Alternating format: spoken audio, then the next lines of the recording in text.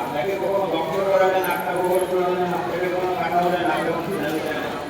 সে অবিনশ্বর, তার কখনো মৃত্যু নেই।